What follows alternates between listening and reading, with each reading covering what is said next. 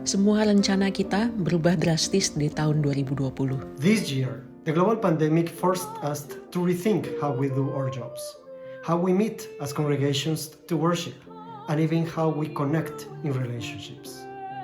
Namun dengan beradaptasi dengan realita ini, kita menemukan cara baru untuk mengikut Yesus, sumber pengharapan kita. COVID-19 berdampak pada semua aspek kegiatan Mennonite World Conference. Instead of being a great leveler, the COVID-19 pandemic exposed pre-existing systemic inequalities that benefit some people and disadvantage others. As a global communion, we are called to stand in solidarity with each other, so there may be equality, as in 2 Corinthians 8 verse 15. Di bulan April 2020, MWC membentuk kelompok kerja COVID-19 untuk menyatukan upaya berbagai organisasi Anabaptis Mennonite untuk melengkapi gereja-gereja dalam respon krisis yang timbul akibat pandemi di wilayah mereka. Pengharapan muncul beriringan dengan disetujuinya berbagai proposal oleh kelompok kerja COVID-19 untuk penyediaan pangan dan perlengkapan kebersihan, penyuluhan kesehatan seputar pencegahan dan penanganan COVID-19, dan program peningkatan pendapatan bagi mereka yang kehilangan pekerjaan. Dengan adanya larangan perjalanan, representatif regional MWC bekerja keras untuk tetap menjaga hubungan dengan gereja-gereja Mennonite di wilayahnya secara virtual, menyampaikan pesan pengharapan dan solidaritas. Kita bersekutu secara daring tidak lagi dibatasi oleh wilayah geografis. Dari 5 benua, kita berkumpul untuk jam doa bersama MWC dan jumlah yang bergabung untuk berdoa bersama semakin bertambah setelah kegiatan ini rutin diadakan tiap 2 bulan.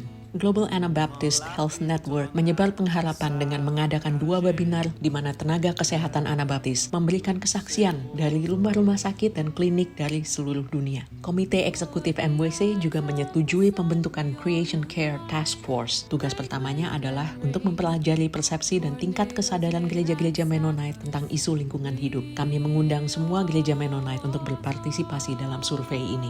Creation Care Task Force juga mengambil bagian dalam musim Oikumene untuk ciptaannya dengan mengajak jemaat Mennonite mendoakan ciptaan Tuhan seminggu sekali selama bulan September 2020.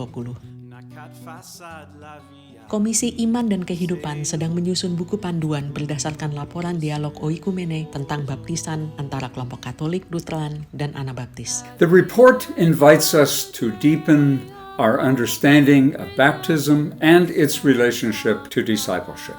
As Faith and Life Commission, we want to seize this God-given opportunity by helping our MWC family engage that work.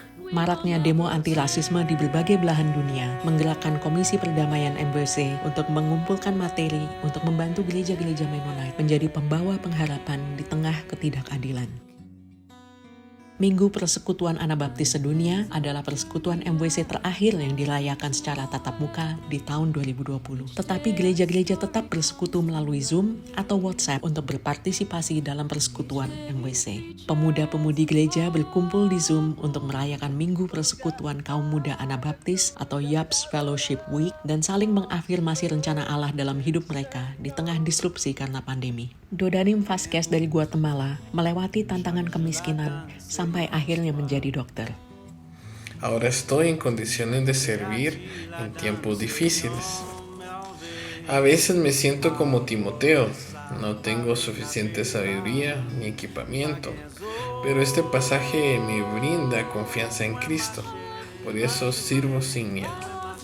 Gereja merayakan Minggu Perdamaian dengan tema Ketika satu anggota menderita, semua menderita, solidaritas dan pendampingan menuju perdamaian. Gereja-gereja Mennonite di Kolombia dan Argentina menggunakan kesempatan ini untuk mengundang aktivis perdamaian internasional dari latar belakang Mennonite untuk sharing di kebaktian online mereka.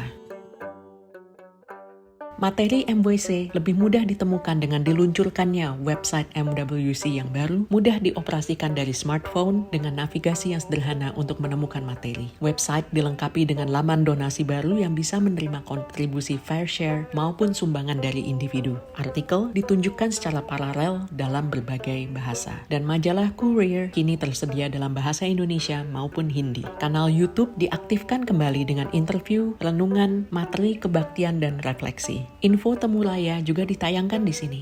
Kami harap berbagai kanal informasi ini berguna bagi Anda. MWC Assembly 2021 di Indonesia telah ditunda sampai 2022. Tapi akan ada lebih banyak kesempatan untuk berinteraksi online dengan keluarga besar Anabaptis di seluruh dunia. Di tahun 2021, kita akan merayakan Minggu Persekutuan Anabaptis Sedunia dengan kebaktian multimedia bersama secara multilingual. Anda juga bisa mendiskusikan laporan trilateral tentang baptisan dengan perspektif dari seluruh dunia dalam webinar Renewal 2027 secara online.